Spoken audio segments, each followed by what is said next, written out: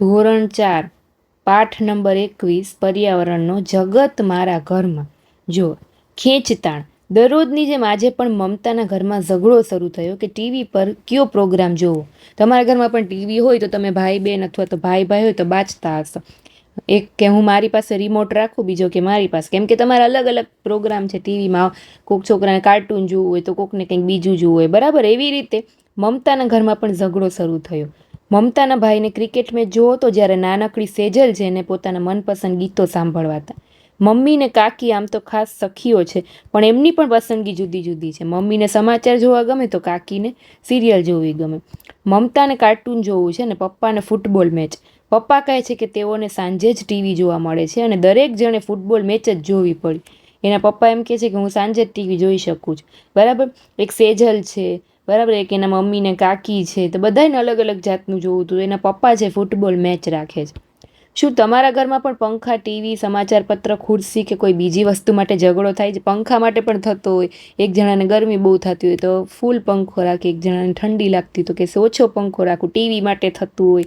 બીજી વસ્તુ, નાના ભાઈ બહેન હોય તો રમકડા માટે ઝઘડતા હોય, બરાબર. તમારા ઘરમાં આવા ઝઘડા કોણ પતાવે છે? પછી શું મોટા હોય ઘરના એમ કે હવે શાંત થઈ જાઓ, બરાબર, મન આવે એકબીજાને. તમારા ઘરના કોઈ રસપ્રદ બનાવ વિશે વાત કરો જ્યારે કોઈ વસ્તુ માટે ઝઘડા થયા હોય. તમે લોકોને બીજે ક્યાંય ઝઘડતા જોયા છે? હવે જો તફાવત કેમ? સાંજના 7 વાગ્યા છે. પ્રતિભા એની બહેનપણીના ઘરેથી દોડતી દોડતી પોતાના ઘરે જઈ રહી છે. એના ભાઈઓ સંદીપ અને સંજય એમના મિત્ર સાથે શેરીમાં રમવામાં વ્યસ્ત છે. જો આ પ્રતિભા છે ઘરે જાય છે અને એના ભાઈ જે બે છે સંદીપ ને સંજય, એ એના મિત્રો સાથે રમે છે. તેઓને ઘરે જવાની ઉતાવળ નથી. જો તેઓ ઘરે મોડા જાય તો પણ એને કોઈ ખીજાશે નહીં. પ્રતિભાને એમ લાગે છે કે આ બરાબર નથી, એના માટે અલગ નિયમ અને એના ભાઈઓ માટે બીજો નિયમ. એવું કેમ? તમારા પણ ઘરમાં એવું કદાચ થતું હશે, કેમ કે છોકરીઓના ઘરે વહેલું આવી જવાનું, છોકરાઓ મોડે સુધી રમી શકે. તો પ્રતિભાને એવો સવાલ થાય છે કે એવો ભેદભાવ કેમ છોકરા છોકરી વચ્ચે? આ બાબતમાં તમારા ઘરમાં અથવા તમારા મિત્રોના ઘરમાં આવું થાય છે? શું તમે વિચારો છો કે છોકરા અને છોકરીઓ, પુરુષ અને મહિલાઓ માટે અલગ અલગ નિયમ હોવા જોઈએ એવું વિચારો છો? ના, નિયમ બધા માટે હંમેશા સરખા જ હોવા જોઈએ.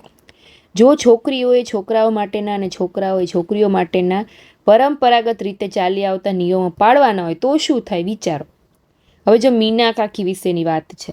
એક દિવસ મીના કાકી પિન્ટુ અને પિંકી તથા તેમના મિત્રોને દરિયા કિનારે લઈ ગયા. જો આ મીના કાકી છે, બધાને દરિયા કિનારે લઈ ગયા. તેઓ રેતીને પાણીમાં રમ્યા, ચકડોળની સવારી કરી, ત્યારબાદ તેમણે ભેળપૂરી ખાધી અને ફુગા લીધા. પછી દરેકે બરફ ગોળો અને ગુલ્ફી ખાધી.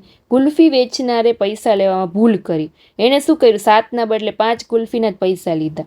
તો બાળકોએ વિચાર્યું કે આપણા પૈસા બચ્યા, પરંતુ મીના કાકીએ ગુલ્ફી વેચનારને 7 ગુલ્ફીના પૈસા સામેથી ચૂકવી દીધા. મીના કાકીએ તે દિવસે જે કર્યું એ બાળકો હંમેશા યાદ રાખશે, કેમ કે બાળકોને ખબર હતી કે આ ભાઈ ભૂલી ગયા છે, 5 જ ગુલ્ફીના પૈસા લીધા. છતાં પણ એના જે કાકી હતા એમને સામેથી લઈને 2 જે બાકી રહેતા હતા ગુલ્ફીના પૈસા આપી દીધા, બરાબર. તો ખરેખર આવું જ કરવું જોઈએ, બરાબર. તમારા કુટુંબમાં કોઈ મીના કાકી જેવું છે કે જે આવી રીતે કરતું હોય, સાચું હોય ત્યાં સાચું કરતું હોય, બરાબર. જો એને ઓછા પૈસા ચૂકવ્યા હોય તો બાળકોએ શું વિચાર્યું હોય? તો પછી બાળકો એમ જ વિચારે કે આપણે પણ આવું ક્યારેક કરશી એમ, બરાબર. હું શું કરું? અક્ષય એની દાદીને ખૂબ ચાહે છે. એની દાદી પણ એને ખૂબ જ વહાલ કરે છે. તે સ્વચ્છતાના ખૂબ જ આગ્રહી છે. અનિલ છે અક્ષયનો મિત્ર છે. તેની દાદીને પણ અનિલ પસંદ છે, પરંતુ એક વાત તે વારંવાર કહે છે કે તેણે અનિલના ઘરે કોઈ વસ્તુ ખાવા પીવાની નહીં, કારણ કે એના ઘરે અવારનવાર કોઈને કોઈ બીમાર રહે છે. એના દાદી એમ કે તારે ત્યાંથી કંઈ નહીં ખાવાનું. એક દિવસ અનિલના ઘર નજીકના મોટા મેદાનમાં વોલીબોલ મેચ હતી.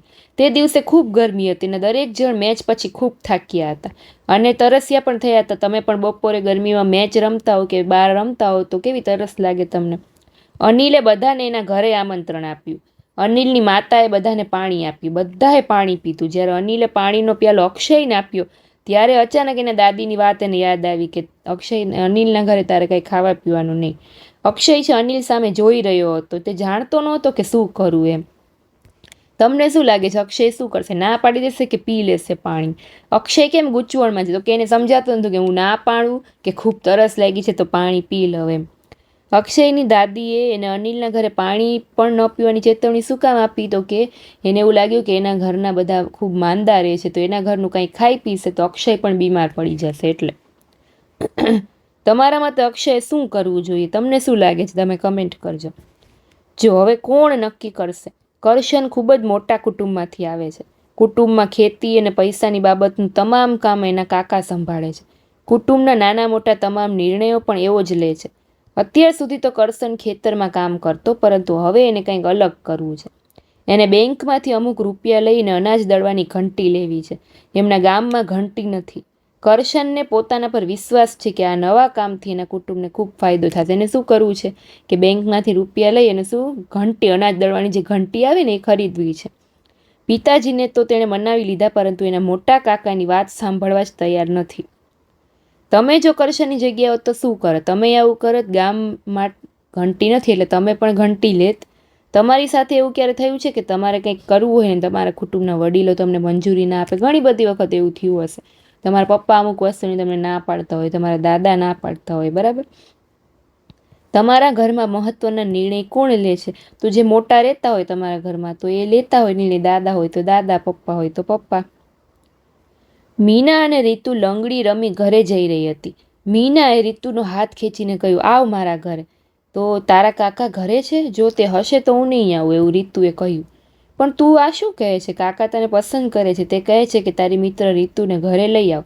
હું તમને બંનેને ઘણી બધી ચોકલેટ આપીશ જો એના ઘરે લઈ જવા માટે હાથ ખેંચે છે.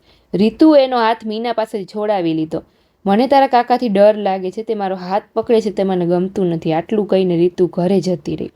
બરાબર. હવે એના કાકા હતા એ શું કરતા હતા તો કે ટૂંકમાં એને ગમતું નહોતું એનો હાથને પકડતા હતા તો રીતુને. એટલે રીતુ છે એ મીનાના ઘરે જવાની ના પાડે છે. તમે ક્યારે કોઈને અડવું પસંદ ન હોય એવું બન્યું છે? કોનું અડવું તમને પસંદ નથી? જો તમે રીતુની જગ્યા હોય તો તમે શું કરો? જ્યારે આવી ઘટના બને ત્યારે બીજું શું કરી શકાય? તો આવી કોઈ ઘટના બને કે કોઈ તમને અજાણ્યા વ્યક્તિ હોય, તમને ખાસ કરીને છોકરીઓ માટે તમને અડતું હોય અથવા તો તમને ન ગમતું હોય, અમુક જગ્યાએ અડતા હોય, તો તમારે તરત જ તમારા માતા પિતાને જાણ કરવી. દરેકનું અડવું સરખું હોતું નથી. રીતુને મીનાના કાકા હાથ પકડે તે પસંદ નથી, પરંતુ તેને મીના હાથ પકડે તે પસંદ છે. તમે વિચારો કે આ તફાવત કેમ છે? શું કામ છે? બરાબર, તમારે વિચારવાનું. તો સરસ મજાનો પાઠ હતો ને આમાં સમજવા જેવું પણ ઘણું હતું.